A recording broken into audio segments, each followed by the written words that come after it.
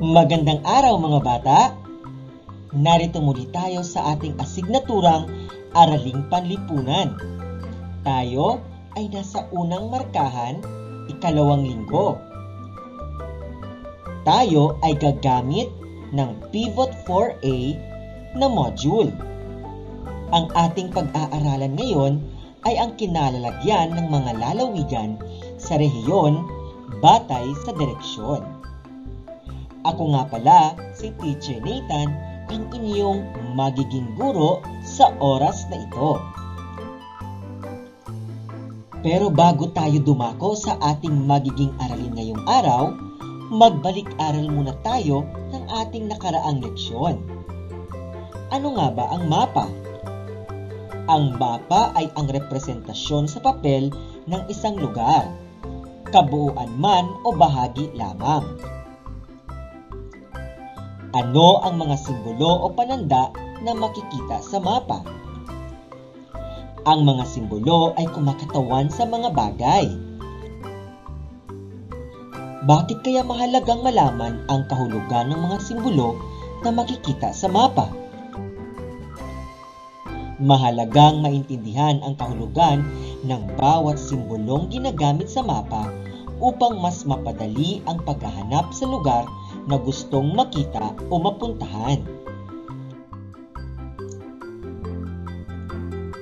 Ngayong alam na natin ang mga kahulugan at ang kahalagahan at ang ibang mga simbolong ginagamit sa mapa upang mabilis natin matunton at matukoy ang lugar, ngayon naman, ating pag-aaralan ang kinalalagyan ng mga lalawigan sa rehiyon batay sa direksyon.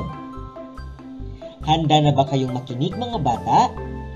Tara, simulan na natin. Ang ating magiging layunin ngayong araw ay natutukoy ang kinalalagyan ng bawat lalawigan sa rehiyon gamit ang mga pangunahin at pangalawang direksyon. Nailalarawan ang kinalalagyan ng iba-ibang lalawigan sa rehiyon gamit ang mapa.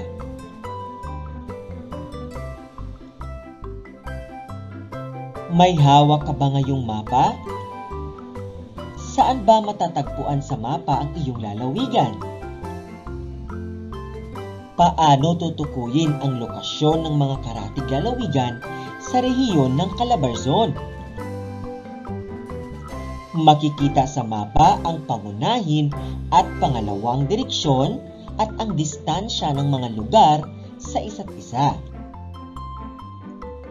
Upang mas mapadali nating matukoy ang kinalalagyan ng isang lugar, kailangan nating pag-aralan at maintindihan ang mga pangunahin at pangalawang direksyon. Narito ang mga panandang ginagamit sa pagtukoy ng direksyon. Ito ay ang compass rose. Ito ay pinapakita ang kardinal na direksyon o ang primaryang direksyon. Ito ay ang hilaga, kanluran, timog at silangan. Ito naman ang north arrow. May mga mapa naman na gumagamit ng north arrow upang ituro kung saan ang hilaga. Ito naman ang compass. Isang kagamitan upang matukoy ang tiyak na lokasyon. Ginagamit ito ng mga Scouts or Boy Scouts at Girl Scouts at mga manlalakbay upang hindi sila maligaw.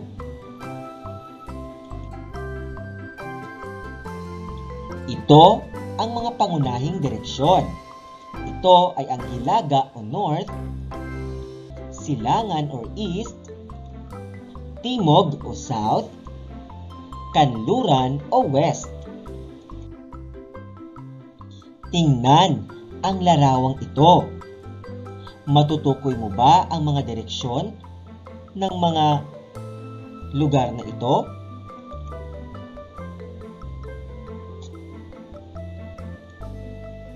Ang mga kardinal o pangunahing direksyon ay hilaga, silangan, timog at kanluran. Alam mo ba kung ano ang nasa Hilaga? Tama! Ito ay ang palengke o market. Makikita naman sa silangan ang simbahan. At sa timog naman ang ospital o pagamutan. At makikita sa kanluran ang paaralan. Yan ang 4 na pangunahing direksyon o kardinal na direksyon.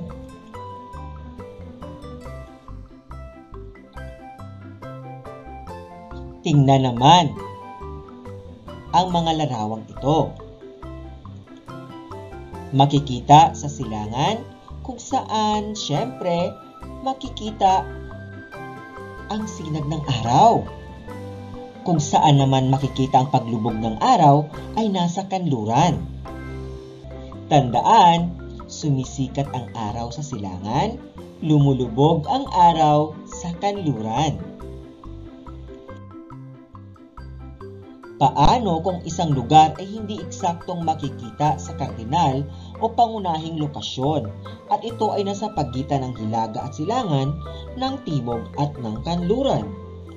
Paano sasabihin ang kinaroroonan nito? Ating alamin. Tingnan ang 4 na pangunahing direksyon na ito. Makikita sa mga gitna nito ay ang tinatawag nating pangalawang direksyon. Halimbawa, sa gitna ng hilaga at silangan ay ang hilagang silangan o northeast. Sa gitna ng timog at silangan ay ang southeast. Sa gitna naman ng timog at kanluran ay southwest. At sa gitna ng hilaga at kanluran ay northwest. Yan ang 4 na pangalawang direksyon.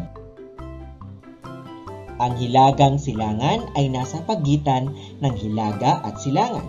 Nasa pagitan ng hilaga at kanluran ang hilagang kanluran. Nasa pagitan ng timog at silangan ang timog silangan at nasa pagitan ng timog at kanluran ang timog kanluran. Yan ay tinatawag na mga ordinal o pangalawang direksyon. Tandaan, ang pangunahing direksyon ay cardinal at ang pangalawang direksyon ay ordinal. Tingnan ang nasa larawan. Matutukoy mo ba kung ano ang direksyon ng mga lugar na ito? Mahusay! Makikita sa hilaga ang bahay. Makikita naman ang bukid sa timog. Makikita sa silangan ang botika at sa kanluran ay parke. Ang paaralan ay makikita sa hilagang silangan. Ang palengke ay makikita sa timog silangan. Ang lansangan ay makikita sa timog kanluran. At ang simbahan ay makikita sa hilagang kanluran.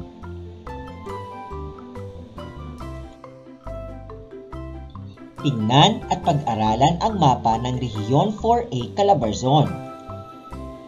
Anong pananda ang ginagamit sa mapa upang malaman kung ano ang kinaroroonan ng isang lugar? Tama! Ito ay ang compass rose, compass at north arrow.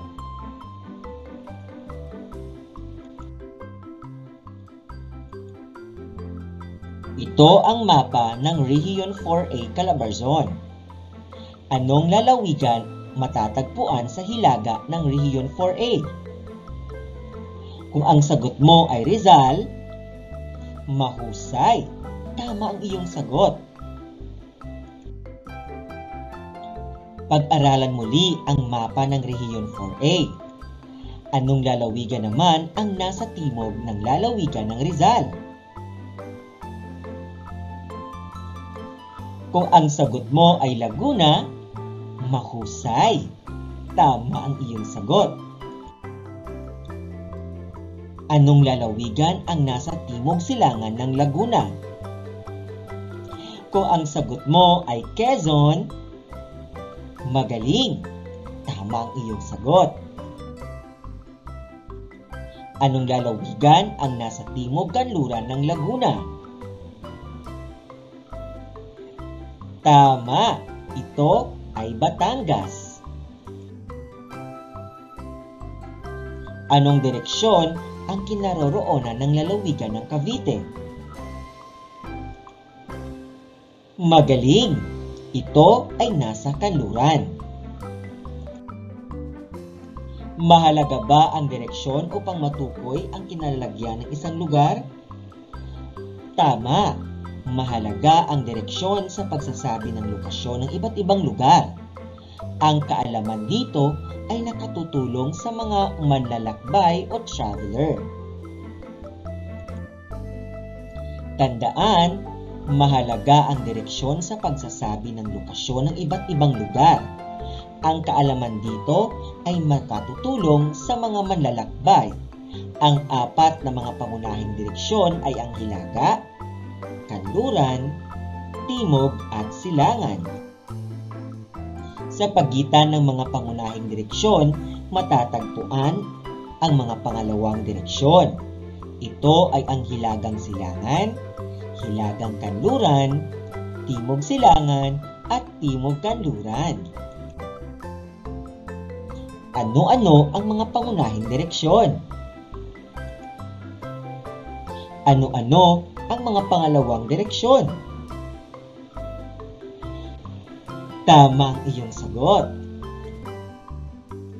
Saang direksyon sumisikat ang araw?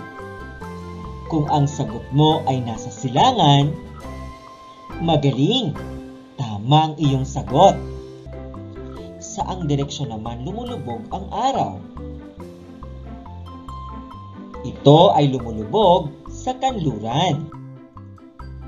Paano matutukoy ang kinaroroonan o lokasyon ng inyong lalawigan at mga karatig lalawigan? Gagamit tayo ng compass, north arrow, at compass rose.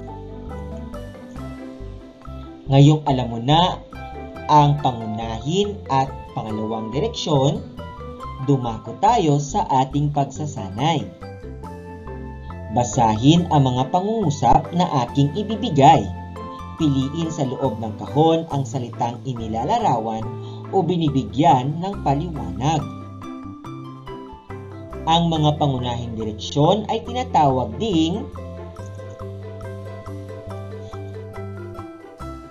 para naman sa ikalawang bilang, ang simbolo na nagpapakita ng kardinal na direksyon sa mapa at ginagamit ng mga scouts ay ang ikatlong bilang. Ang hilagang silangan at timog kanluran ay halimbawa ng ikaapat na bilang. Ang blank ay ginagamit sa mapa upang ituro kung saan ang hilaga. Ikalimang bilang, tinatawag ding blank ang pangalawang direksyon. Ngayon, dumako tayo. Atin munang iwasto ang ating unang pagsasanay. Para sa unang bilang, tama, ito ay kardinal. Para naman sa ikalawang bilang, mahalaga ang compass rose sa mga scouts o manlalakbay. Para sa ikatlong bilang, ginagamit ang pangalawang direksyon dahil ito ay nasa pagitan ng pangunahing direksyon.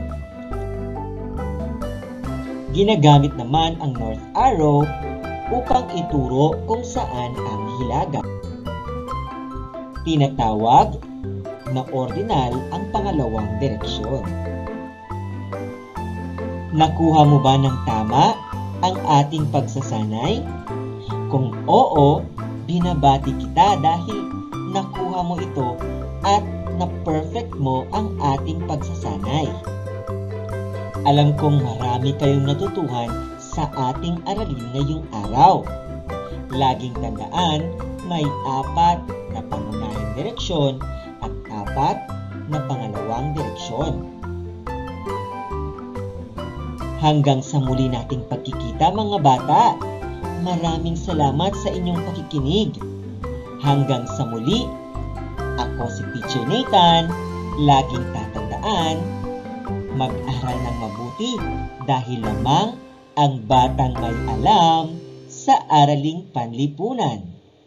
Paalam mga bata!